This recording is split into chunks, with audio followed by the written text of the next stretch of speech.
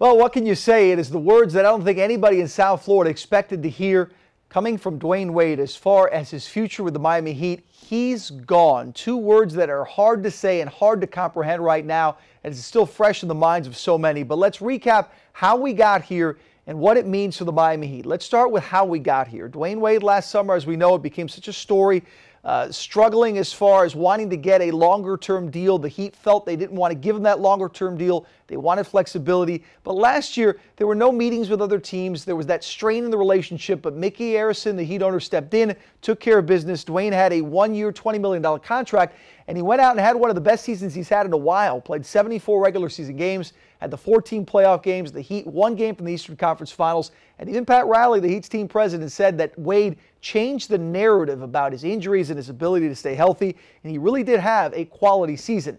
But now you got to this offseason, and you could feel the strain kind of growing again, because as free agency began, even before then, Pat Riley made it clear that his priority was Hassan Whiteside. And you can understand why. A big guy like Whiteside, they don't grow on trees. They wanted to make sure they keep him. But at the same time, while Riley said that they certainly were going to keep Dwyane Wade and take care of him, they said they wanted to look out for a whale. That whale, of course, Kevin Durant.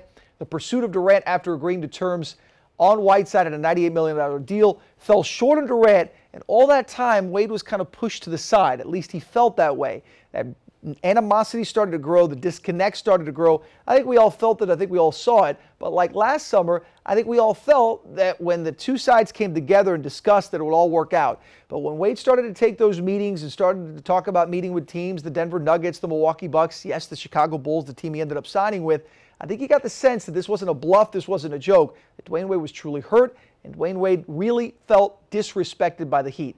Was he disrespected by the Heat?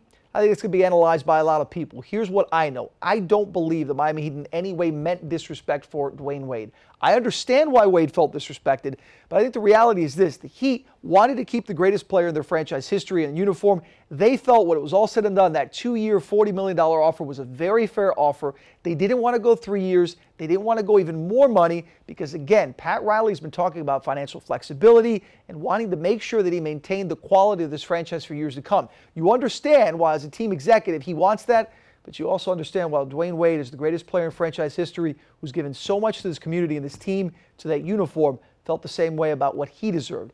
In the end, no divorce is ever easy. It is hard to take for fans in South Florida. This will be dissected in many ways, but I think I can leave you with just one thought on this. When it all settles, just remember you had 13 great seasons from Dwyane Wade. He is respected. He is loved by South Florida, and he always will be. There's no doubt about that. 5 NBA Finals, 3 championships, a great 13-year career now over in a Heat uniform as he moves on to the Chicago Bulls.